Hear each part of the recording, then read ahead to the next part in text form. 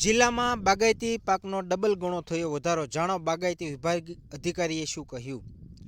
ગુજરાતભરમાં ખેડૂતો હાલ પરંપરાગત ખેતી છોડીને અન્ય ખેતી તરફ વળ્યા છે, જ્યારે ખાસ કરીને ખેડૂતો દ્વારા ઓછા ખર્ચે સારી એવી કમાણી કરવા માટે જુદા જુદા પ્રકારના પાકોનું વાવેતર કરવામાં આવતું હોય છે। ત્યારે ગુજરાતભરમાં પણ ખેડૂતો દ્વારા હાલ કપાસ, મગફળી સહિતના વિવિધ પ્રકારના પાકોનું વાવેતર કરવામાં આવે છે, જેમાં ખેડૂતોને ખર્ચની સામે ઓછી કમાણી થતી હોય છે। ત્યારે અમુક ખેડૂતો બાગાયતી ખેતી તરફ વળ્યા છે। ત્યારે બાગાયત વિભાગ અધિકારી બોટાદ જેડીવાળા દ્વારા જણાવવામાં આવ્યું છે કે ગત વર્ષ કરતાં આ વર્ષે બોટાદ જિલ્લામાં બાગાયતી પાકોનું ડબલ પ્રમાણમાં વાવેતર કરવામાં ખેડૂતો દ્વારા આવ્યું છે।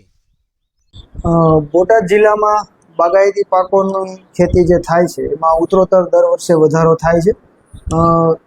ગત વર્ષનું જે વાવેતર વિસ્તાર છે અંદાજિત 24,000 હેક્ટરમાં બાગાયતી પાકોની ખેતી થતી હતી, જેના આગળના વર્ષના વાવેતર કરતાં લગભગ નજીકથી નજીક ડબલ જેવું છે।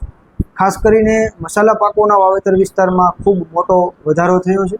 છેલ્લા 2 વર્ષથી ખેડૂતો વરિયાળી પાકની ખેતી તરફ વળ્યા છે, જેથી કરીને રવિ સિઝનમાં વરિયાળીનું સારામાં સારું ઉત્પાદન અને માર્કેટ રેટ પણ સારા મળે છે। આથી ગયા વર્ષે વરિયાળી પાકનો જે વાવેતર વિસ્તાર છે અંદાજિત 16,000 હેક્ટરનો હતો, જે એના આગળના વર્ષ કરતાં પણ ડબલ જેવો છે।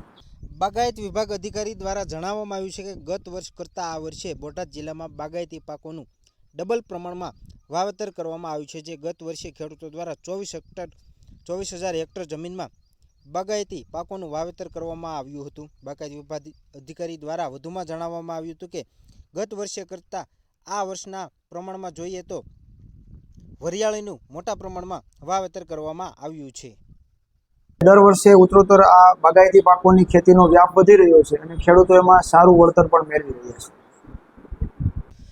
છેલ્લા 2 વર્ષમાં ખેડૂતો દ્વારા વરિયાળીના પાક તરફ વળ્યા છે, જેથી ખેડૂતો દ્વારા વરિયાળીનું વધારે પ્રમાણમાં વાવેતર કરવામાં આવ્યું છે, જેથી કરી ખેડૂતોને પાકમાં સારા ભાવ મળવાની આશાઓ છે। ત્યારે ખાસ કરીને બોટાદ જિલ્લા બાગાયત નાયબ અધિકારી જેડીવાળા દ્વારા જણાવવામાં આવ્યું છે કે ગત વર્ષ કરતાં પણ આ વર્ષે મોટા પ્રમાણમાં બાગાયતી પાકોનું વાવેતર થયું છે અને હાલમાં ખેડૂતો દ્વારા બાગાયતી પાકનું વાવેતર કરવામાં પણ વધારો કરવામાં આવી રહ્યો છે અને બાગાયતી પાકમાં સબસિડી પણ સરકાર દ્વારા આપવામાં આવી રહી છે। જ્યારે ખાસ કરીને બોટાદ જિલ્લામાં મોટા પ્રમાણમાં વરિયાળી બાગાયતી પાક તરીકે જોવા જઈએ તો જામફળી, સીતાફળી, કેળ સહિતના વિવિધ પ્રકારના પાકોનું ખેડૂતો દ્વારા વાવેતર કરવામાં આવે છે।